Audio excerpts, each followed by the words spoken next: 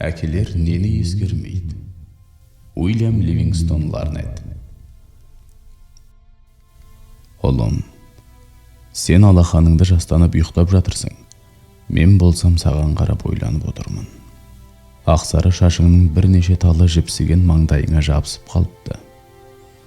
Мен жаңа ғана тығылып ешкімге байқатпай бөлмеңе кіргенмін. Оның алдында бірнеше минут бұрын ғана кітапханадағы жұмыс үстеліме отырып, анау-мынау қағаздарды парақтап шықпақшы болған едім. Бірақ кенеттен өкініштің толқыны лақ етті де көмейіме келіп тұрып алды. Сондықтан да өзімнің кінәмді мойындап, сенің жатын бөлмеңе келдім. Әкеңді мынадай ойлар мазалап отыр балам. Мен күні бойы саған тым қатал қараппын. Таңертең мектепке кетіп бара жатқаныңда орамалмен бетіңдегі кірді сүрте салғаның үшін ұрыстым.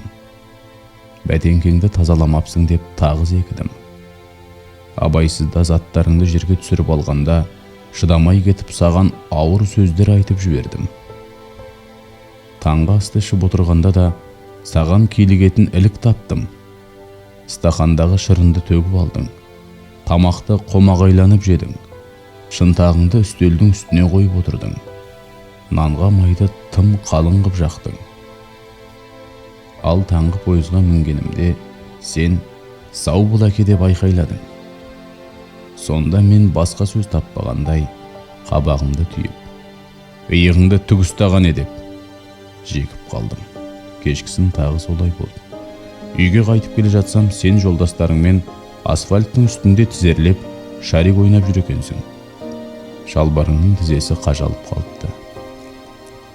Достарыңның алдында ұятқа қалдыратынымды ойламастан, мен сені дереу үйге қуып тықтым.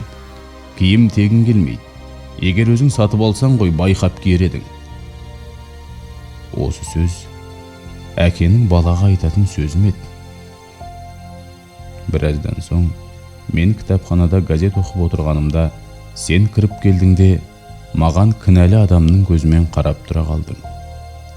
Мен зейінімді саған аудардым да ұнатпаған адамдай қарап, не керек деп бұрқ еттім. Сен ештеңе деген жоқсың. Жүгіріп келдің де мойнымнан құшақтап, бетімнен сүйіп алдың. Мойнымнан құшақтағаныңда маған деген махаббатыңды сездім.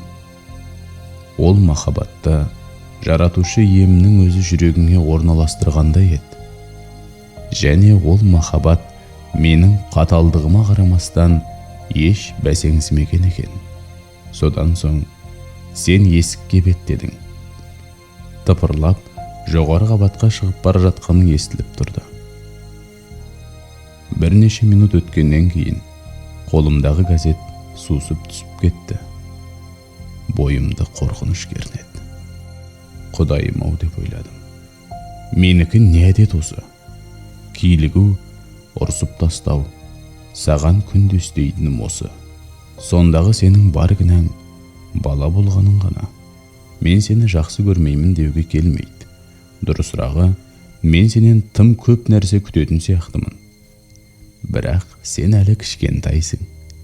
Мен саған өзіме қоятын талаптарды қойып, өзімнің жасымдағы адамдардың түсінігімен қарайды екенмін.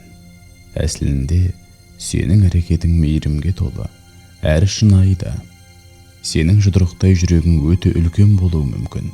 Ол биік-биік құздардан да асып көтерілетін күн секілді.